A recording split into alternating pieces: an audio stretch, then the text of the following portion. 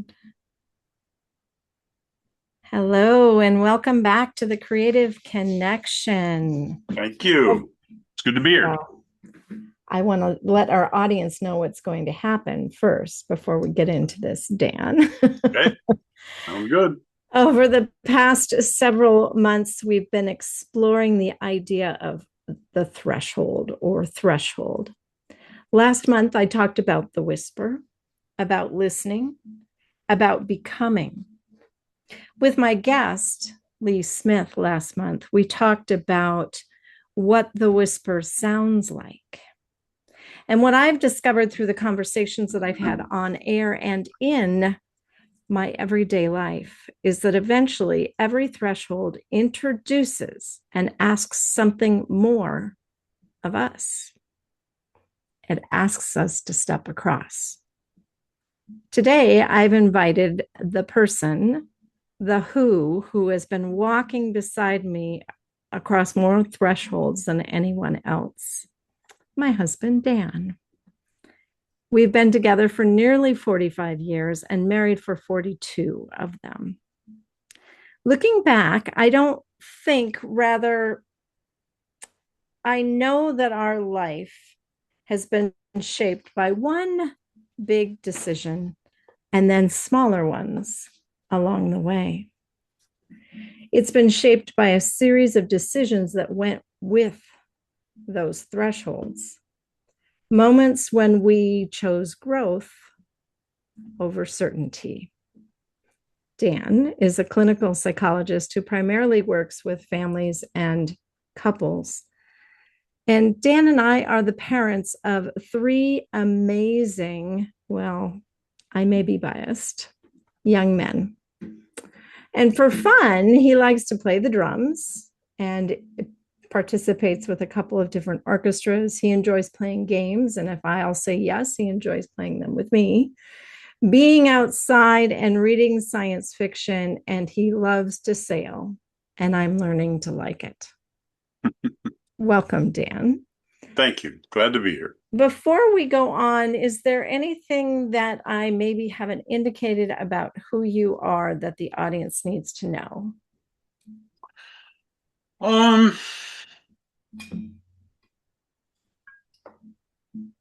well, I grew up in a family that liked certainty and comfort. Okay. And Well, so, we uh, will get into that for sure. yep, I figured. I figured. Mhm.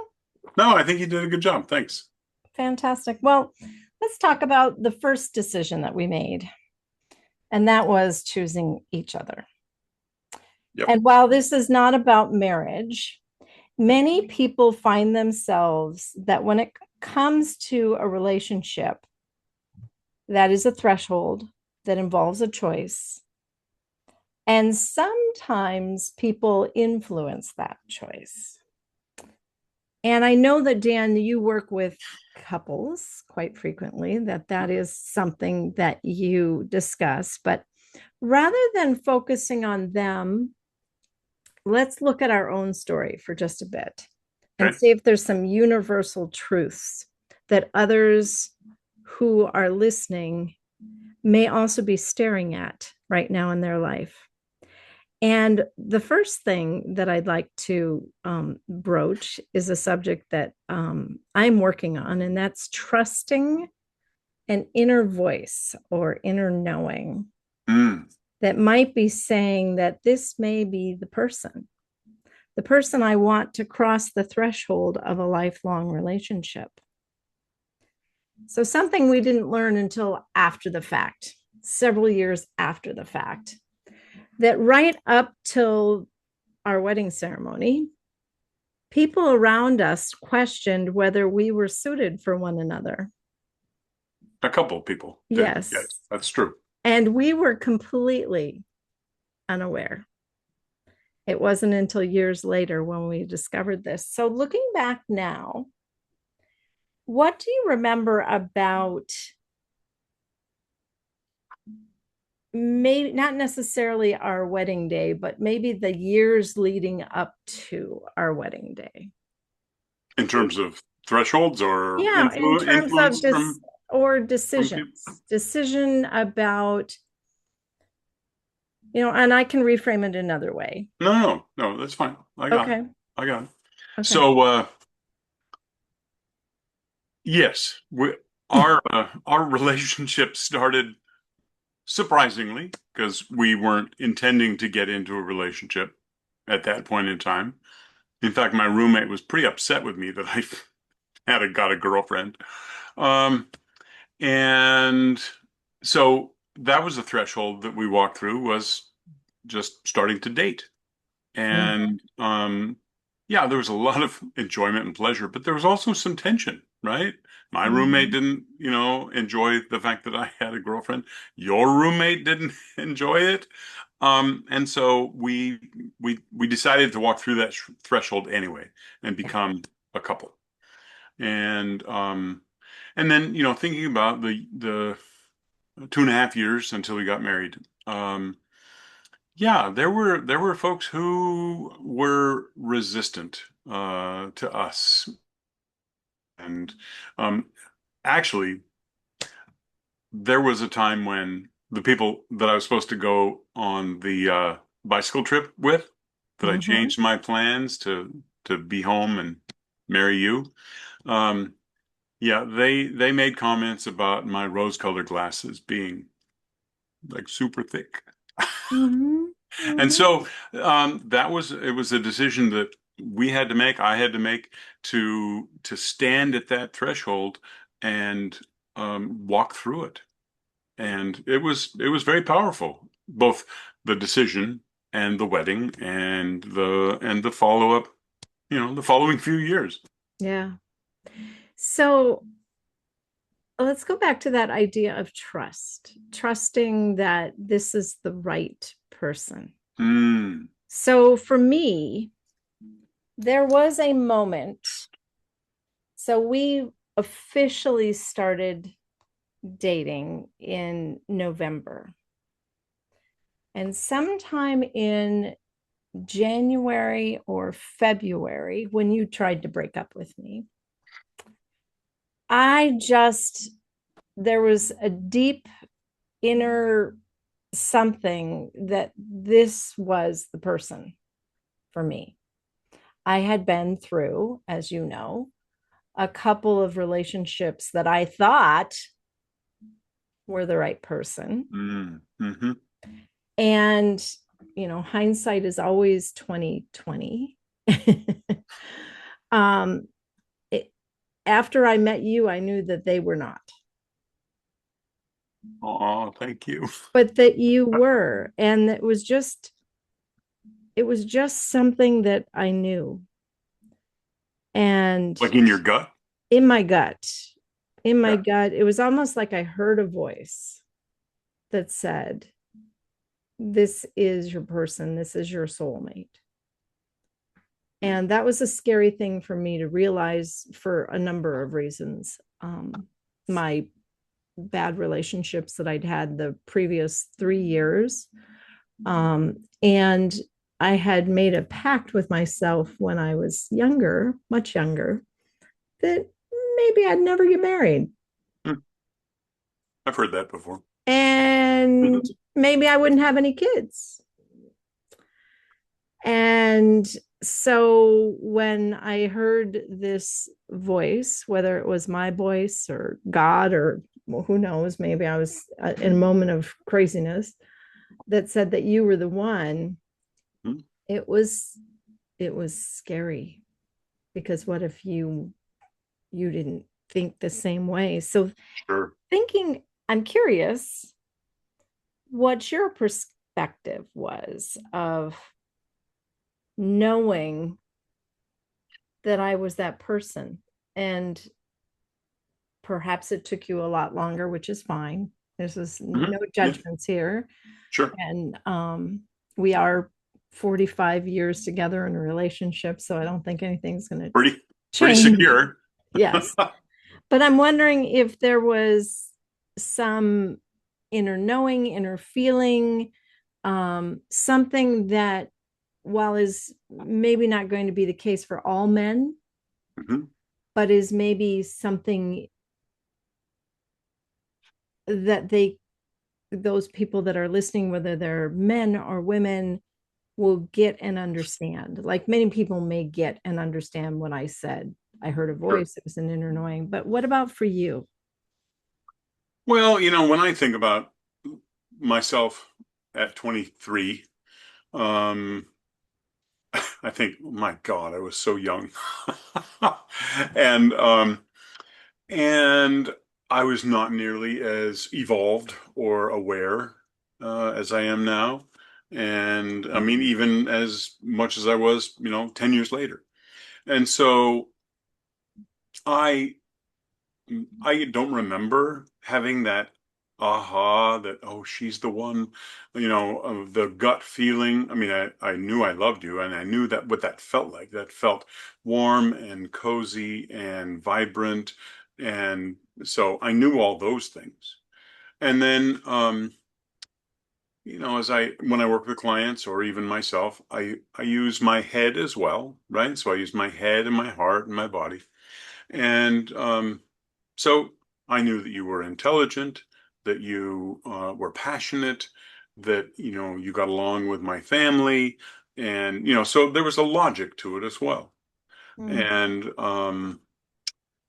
And the time I tried to break up with you, it was interesting. I was like, oh no, we're going too fast.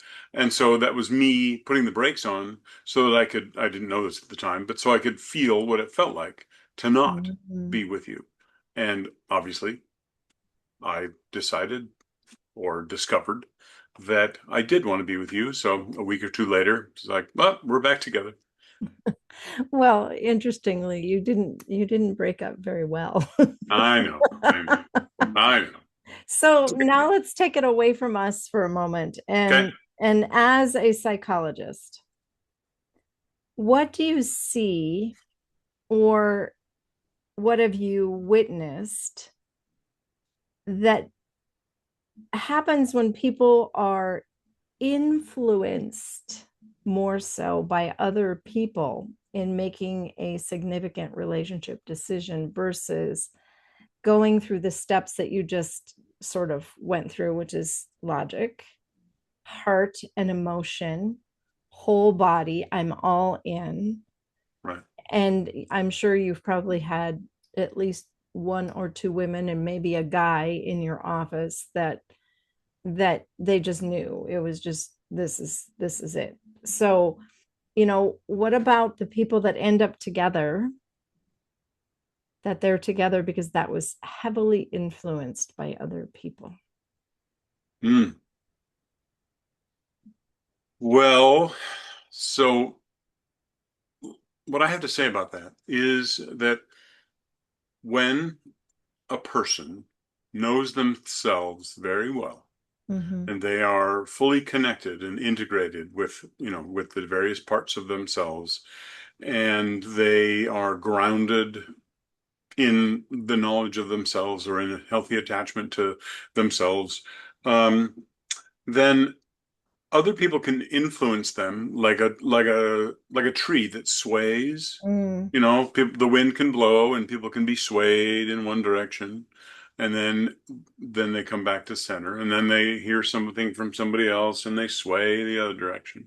mm-hmm, And but like a strong tree that is both stable and supple, it can bend and then come back to its best position. So mm-hmm, that's all to say that I think the best relationships and the ones I've seen have been the ones that have been the most intentional, mm, where they discover who they are and they discover that they are actually better with the person that they are committing to. mm. Yeah. So I'm curious, last question, sort of around this threshold of us becoming a couple. I'm curious if anything has shifted or changed in, I'll ask you first, that back when we first met and first got together, you wished that you had known that this shift was going to happen because it was for the better of you. Or Mm. maybe nothing has shifted. So the question is, has something shifted? And if it has, what might you have wished you had known? Well, as a people pleaser, from way back, I I did that. I pleased you. I went along with a lot of things that you wanted, and I didn't always stand up for myself in terms of what I wanted, or I would you know take care of you in certain Mhm. ways, and whether it was with a certain person or a job or something like that, and there were times when I look back and I was like I say to myself, I should have been more firm. I should have stood up a little bit more because I think that would have been good for me, and I think Cyndi would have grown. So those are some things that had popped into my head when you asked that question. That's interesting because mine is very similar. So I think when we got together, when we first got together through our dating time to our early marriage, I think that I did not establish any boundaries, Hmm. which I think speaks to your holding firm. Yeah. If I had, your boundaries would have. I would have created some boundaries and there Right. would have been a little less wishy-washy sometimes of how we interacted together. Yep. Yep. But again, as I started, this whole conversation, 2020 is always, hindsight's always 2020. Oh yeah. Right. Right. Well, let's talk about taking risks and choosing to Haven't leave haven't we behind. already haven't we been talking about taking? Yes, But but anyway. this is a little different. All This right, is keep going. talking Keep going. about leaving something very familiar and comfortable behind Oh yes. and following a path of uncertainty. And graduate school is the one that came up for me when I was Sure. thinking about what was the first significant moment in time where one or the other of us definitely had to leave behind a little bit of familiarity Familiarity and comfort. and comfort. Yeah. And I know I remember, and again, this is my memory, so you can filter it with your memory when I'm done. But my memory was I remember telling you that I thought that you should not go to graduate school near our families, that we Yeah. should expand the boundaries so that we could take time to find out who we were Hmm. as a couple. And then we ended up choosing one that was 2,000 miles away. But part of that choice was they were helping to pay for your grad school. So that Yeah. was a good choice. So I'm curious what you remember about how you felt when we had the discussion about where to Where apply. to And apply? Yeah. yeah. Well, it was you definitely had an influence in that, no question. But so did my advisors, right? Renee and some other folks. They advised as well that I not like apply at the University of Washington because it looks better on a resume and it's more vibrant and dynamic and to go somewhere else. So you influenced me, as did my advisors, and I think it was harder on my parents than it was on me. I think I was kind of ready. Um, it was a tremendous adventure to go to Illinois and spend 4 years being us and developing our identity as a couple. And it was risky. We didn't have anybody we knew in the area, and had to drive a Volkswagen Bug 2,000 miles to get With there a in August dog. in August with a dog. So there was definitely risk there, and I appreciate it tremendously. It was very, very exciting and fruitful. What do you think that opportunity made possible for you as you've grown and matured? Well, the um, leaving my home state, my home city, my family of origin. Um, that was, I mean, it's like a ritual, Mm, right? We don't have very many rituals of growth, and like some cultures do, where they, a man or a woman, goes and does something, like a walkabout, or something where it's a ritual of advancement or growth or manhood. And so I think that that's what that did. I think it was, I am now a man with a wife who is going and doing something independent from his parents and his siblings, and his cohort in school and college. And so yeah, I think that's what it was. And it was very powerful, and changed me and us, I think.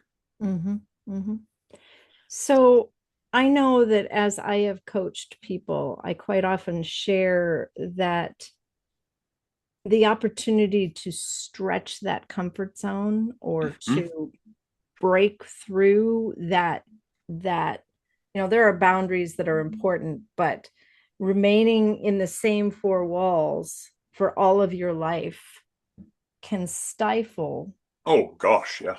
who you are.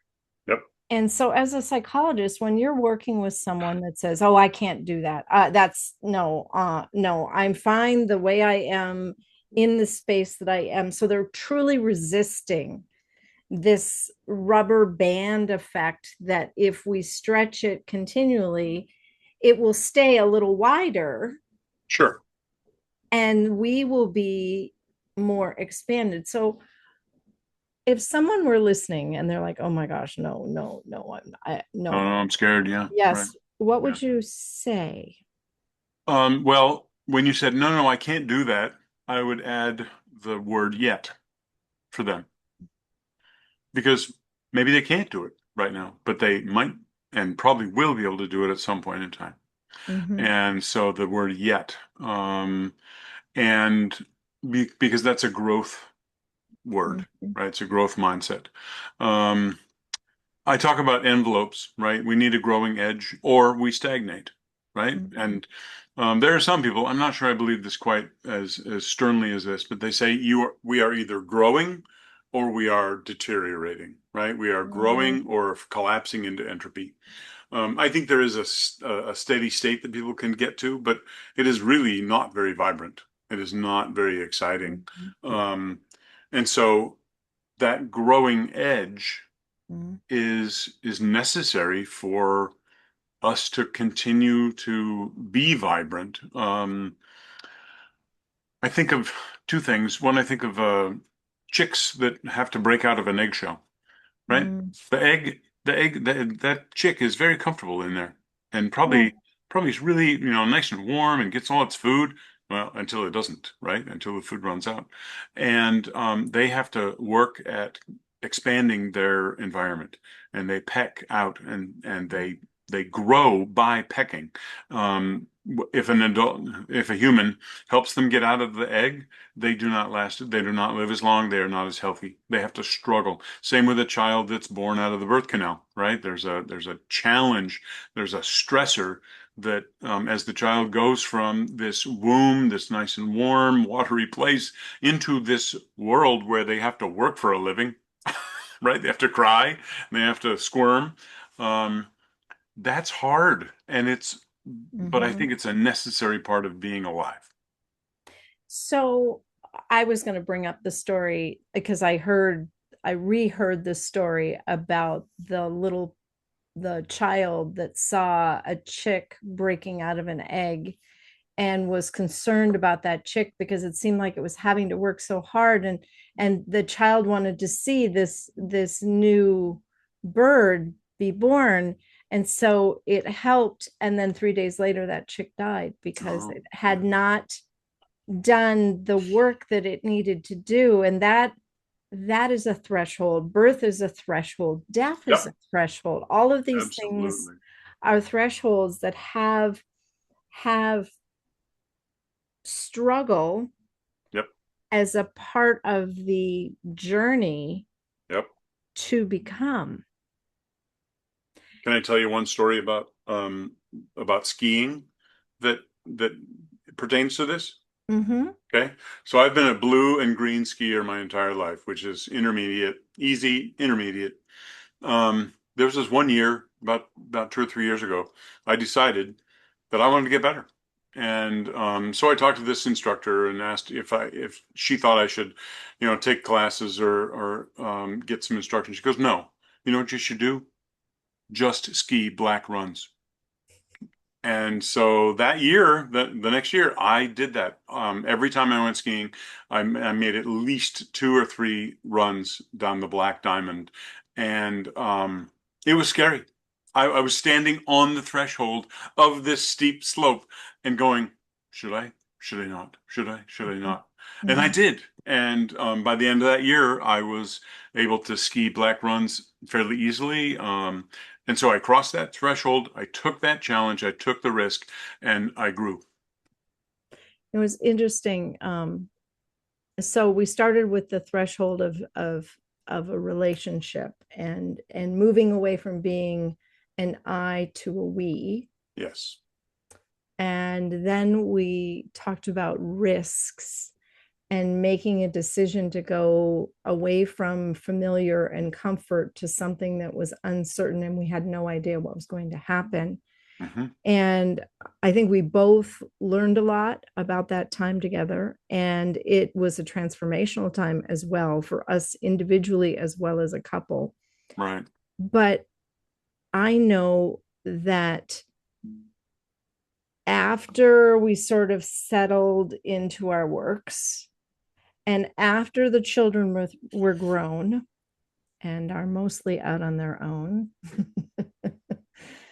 I look at our 3 children because parents are role models, whether they Absolutely. want to be or not. Right. Whatever they are doing is being observed by the other people around them. And one of the things that I know about you is that conflict is one of those things that you used to resist, I did a lot. and that you have learned that conflict is a part of one of those things that happens in relationship in life, right? Being a human. Yeah. And your story about the skiing makes me think of our 3 children Okay. and their decision making around risks. Okay. So, and they have elements of both of us in them. Absolutely. So our And oldest, they've watched us. They've been with us right, their entire lives. Yeah. right. Our oldest child is not necessarily afraid of risks, but is afraid of some risks. Yep. Our middle child is a lot like you in that he is willing to take a risk if he cares about it deeply, if he is Yes. passionate about it. Yep. And our youngest almost doesn't even think about it and goes, I want to give that a try. Give that a try. And then just Yep. goes, Yep. which And has gotten yeah, him in trouble and not in trouble. sometimes, yeah. Right, right, Yeah. right, right. But as you and I have gotten older, now in our mid 60s, we have also found ourselves intentionally willing to take other journeys, Risking, growing. risking, growing, and I don't know about you, but for me, it seems like it's a more rapid growth time. Early on when we were younger, we would decide to do something and we'd learn it, and it might take a couple of years, maybe 5 years to get something down. And now it's like, okay, I want to do that. I'm going to figure out how to do that, and I'm going to work towards that. So I know that many couples will settle into simply managing life. Mm-hmm. Kids are all grown, their careers are nearly done. Um, but you and I, We did not. we do not do that. We have something else. So I'm curious about And I know that sometimes that was sparked by me. I've Yes. kind of been Yeah. um, a fuse to that. So, as we think about maybe the last 5 years, 5, 6 years since 2020, and not because it was COVID, but because that's when things sort of happened. I was sitting at my desk here in my home office when the phone rang and a client was stuck in the middle of the Pacific Ocean, and it was January and nobody knew what was going on in the world. And I knew that the job that I had was not the job that I was called to do, but I didn't know what I was supposed to do. And it Right. just so happened that the universe sent the right teacher to me. Within 24 hours, that teacher showed up on a Facebook feed, and I began the journey with this person, but then I suggested to you, I think you Yes. should take a look at this. And we did the Awaken Business School, and we did the Awaken Transformational Coaching and the presence work. What did that feel like in terms of shifting and growing and pushing and expanding? Well, I remember that around that time, I was kind of in the doldrums. I mean, I was kind of like, doing the same thing at work over and over. Not to put any of my clients down or anything like that, but my energy was low. I'd had a couple of situations that didn't go very well. I'm like, gee whiz, what's going on? And so, getting in with the Awaken School and learning about the art of masculine presence, it it rejuvenated me. It was a risk, because it wasn't cheap, it wasn't free. And there were some trips that, we needed to take or got to take. And it has really expanded my awareness of myself. I would say, you talk about thresholds. Yeah, we got engaged and got married. Then we went to graduate school. And then we lived in Oregon for 5 years. And then we moved up here to Washington 32 years ago. Um, and this last 5 years, 5 or 6 years with this growth has been another episode, another threshold that we crossed. And like I said, it's really enhanced my practice. I've been able to see more clients and get some coaching clients to help people move from where they are to where they want to be. Mhm. So anyway, yeah, I think it's been phenomenal, and I do appreciate you opening that up for me. So I'm curious if there was a deeper question that when you were given this opportunity, was there a question that you had about your practice or about you as a person that you wondered if this would help? It's possible you didn't have. Well, I didn't have an idea for how it might help, except after the first experience, right? The Art of Masculine Presence weekend that I went to, it did it showed me what it could look like Mhm. for me to be more present, and more awake, and kind of grow out of the doldrums that I was in. Yeah. So for me, it has actually heightened my understanding of the world around us, and it's Mm, very spiritual in nature. mm, I've always been a person that didn't mind going on a silent retreat, hmm. didn't mind hanging out with the nuns and doing the artist's way. You know, that's, but I'm curious if there was anything like that for you that was beyond the practical, but more something that was more spiritual in nature. Oh, sure. I mean, the practices and the experience of connecting more with my physical body. What I talked about, the body, the heart, and the head, integrating those and connecting to my higher power and Mm-hmm. connecting to the earth. Definitely very spiritual. And then, and significant, and then connecting to others in that same way. I talk a lot with my clients because I do this myself now, is being present. Yeah. Right? Really being present. You and I have had this ritual when the kids were younger and they would come home from, whatever they were doing. We were watching TV. We would always stop the TV and talk with whoever came home.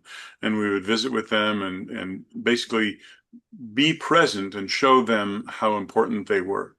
And then, so back to what these last 5 years have done for me. Yeah, it's really made me aware and really reclaim some power that I Mm. had let go of or hidden. And so, yeah.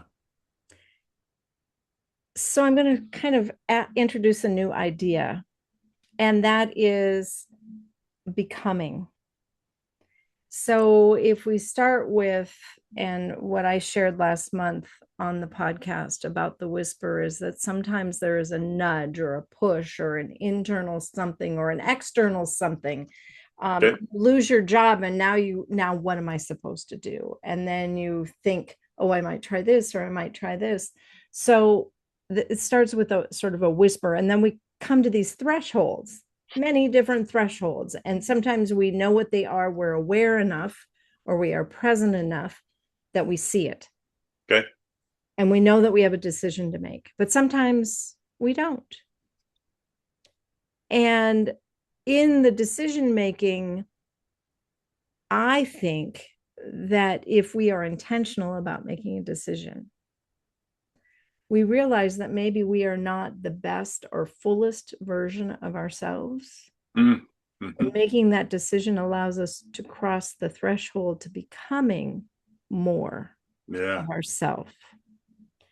So when we were doing the presence work on a more ritualistic basis, as we were learning it and establishing some of these practices, did you see, feel, or witness in yourself any shifts in how you came into relationship either with me or with others?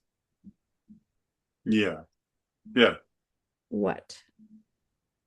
Well, like I talked about being present, rather than just in my head thinking about how to solve this problem or thinking about what diagnosis to give this client or, thinking about how to solve a problem, between you and me or with the boys, Mm-hmm, mm-hmm, um, I would pull the rest of myself. I'd mm, pull my heart, I'd pull my spirit, I'd pull my body. I would notice, do I have a knot in my stomach? And if I have a knot in my stomach, that means I'm probably anxious. What am I anxious about? mm, And then again, maybe sometimes that sounds like a thought. And so I would be like, wait, that's a thought. Come back to just feeling that anxiety or the nervousness or the mm-hmm, fear and be with it, because if I'm with it, well, then I'm not scared of it and I can befriend it and I can use it, right? And be like, well, all right. That shows I'm human. And thank you, humanity. Thank you, my body. Thank you, self, for letting me become that version of myself that is able to pay attention and show up. Well, just show up in the best way I can. yeah, yeah, yeah. I'm curious. I'm going to ask you about the psychology behind this. Oh, great. So, the psychology of a threshold. Okay. So, from your work with individuals, families, or a couple, what happens psychologically when someone senses that they are approaching, standing at, or need to cross a threshold with a decision? What Ready? happens psychologically? People get afraid. They do. Fear, fear. That's the first thing I think.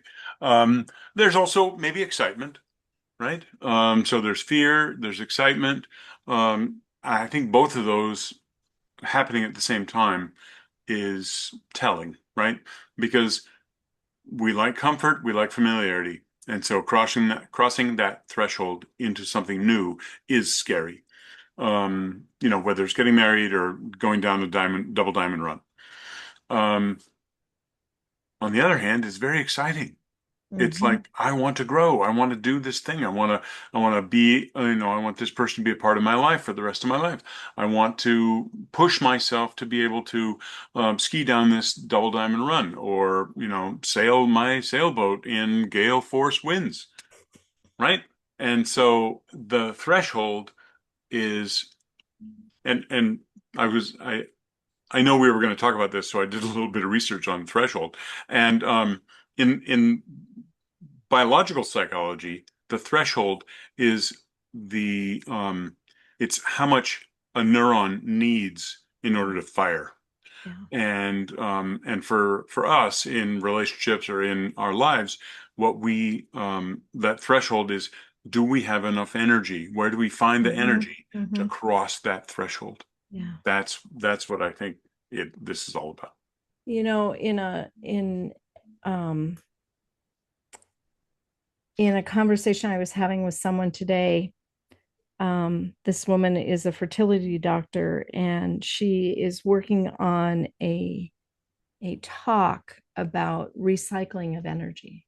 Mm, And that if we are continually holding this energy, she said, you're going to find that those people that are holding onto their energy and they're afraid to get it, to push it out there, to send it somewhere else, to to put let their it energy flow. into something, right?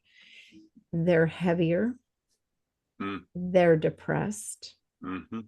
There's no way that they're going to enjoy their sex life. There is no way that they're ever going to bring children into the world because they are like Bound up. this. Yep. Yep. And so I was thinking about that, you know, and our conversation today.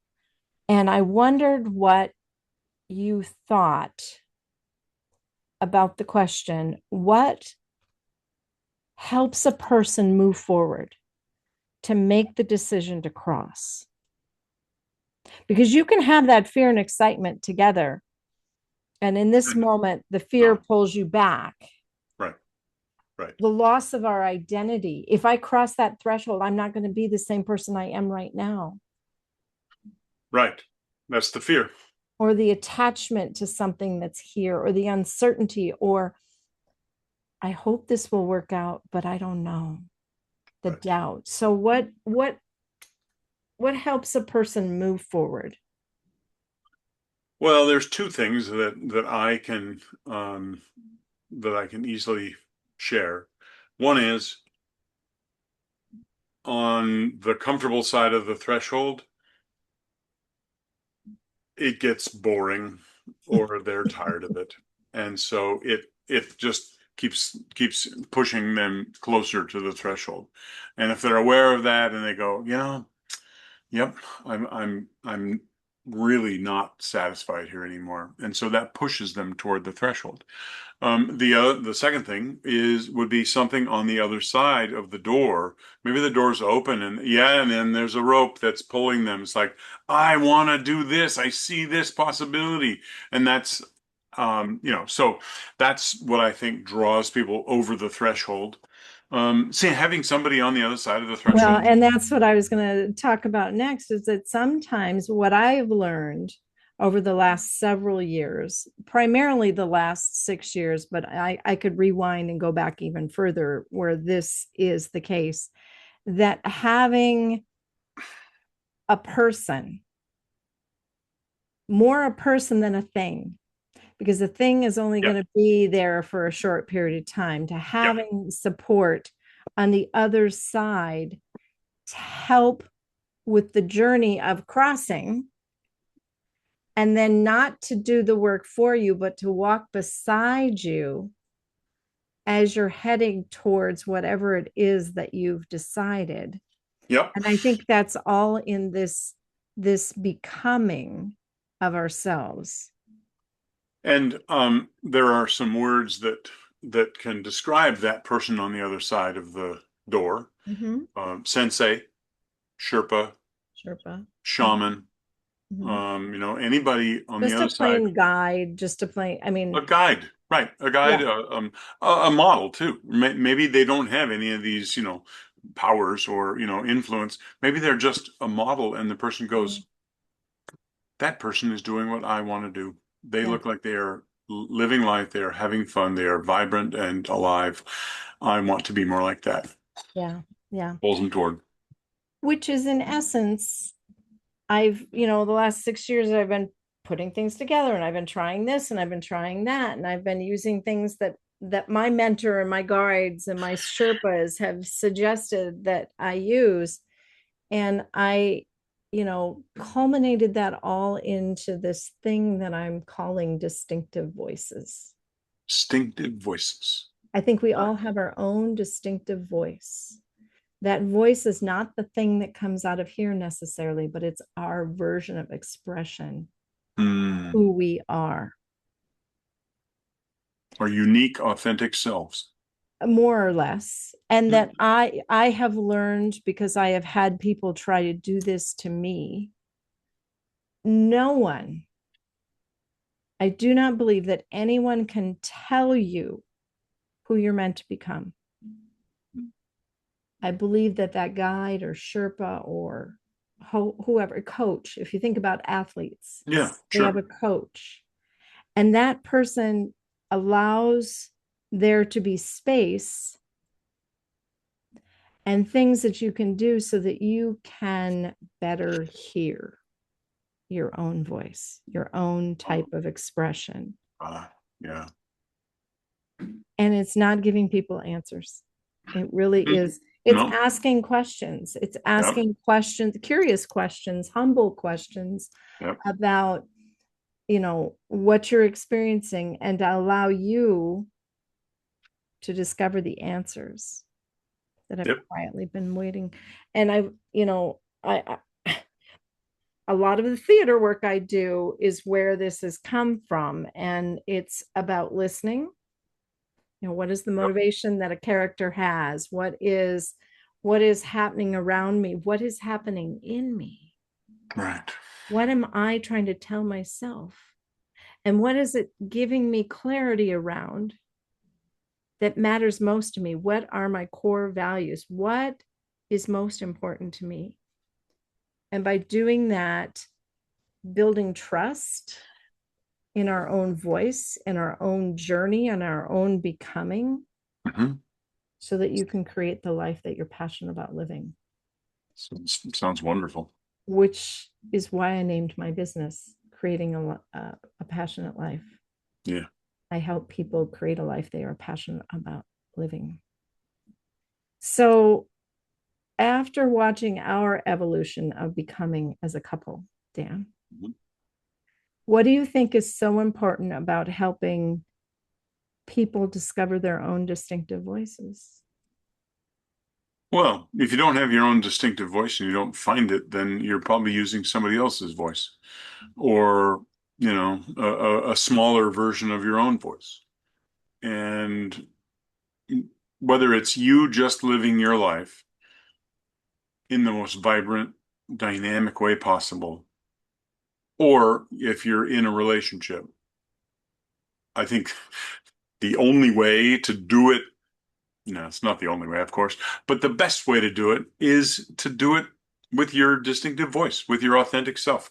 It's like, this is me. I'm going to show up fully present as myself, and this person is either going to love me or not. Mm-hmm. And, I hope they do, but I'm not going to morph myself into somebody I'm not so that they love me. I'm going to be myself. And that's the part that a guide or a Sherpa can help you with, is the mindset around not morphing and not selling yourself short Yep. on your own expression. So Yes. one more question for you, Dan. And Okay. I will answer it too, but one more question for you. If you could go back and speak to yourself the one standing at our very first threshold of Yeah. becoming a couple, what do you think it was that um, had you make the decision to cross that threshold? Well, I kind of talked about this earlier that, I knew I loved you. I knew that you were a person of character, and as far as our both of our unique, distinctive voices were showing at that point in time, as far as we knew. Um, and and it was it just felt like, and was it felt, and intellectually I was like, yeah, I think this is the person I want to be with. And so boom, we went through the door. Yeah, yeah. It's interesting because I think maybe you have too. I don't know. I'm not going to speak for you, but I, for a short period of time, gave up parts of myself to support you on your journey. Uh-huh. And if I could go back and talk to myself before crossing that threshold, I would have said, don't give up the parts of yourself that are important. That's really good advice. I would have told myself, don't be afraid, Mm. because then I would have been able to push back and have some boundaries. Yeah. And that would have been better for us, you know? Yeah. Yeah. So Well, let me close out here. Every meaningful life is shaped by thresholds, not because changes happen to us, but because we choose to become more fully ourselves. Perhaps that's the invitation before each of us today, mm, not to become someone different, but to become more deeply who we have been created to be. If something resonated with you today, leave a comment, like, and share. Links for how to contact us, as well as the distinctive voices that I mentioned, can be found in the show notes. Blessings, and I will see you next time on the thank Creative you. Connection. Bye.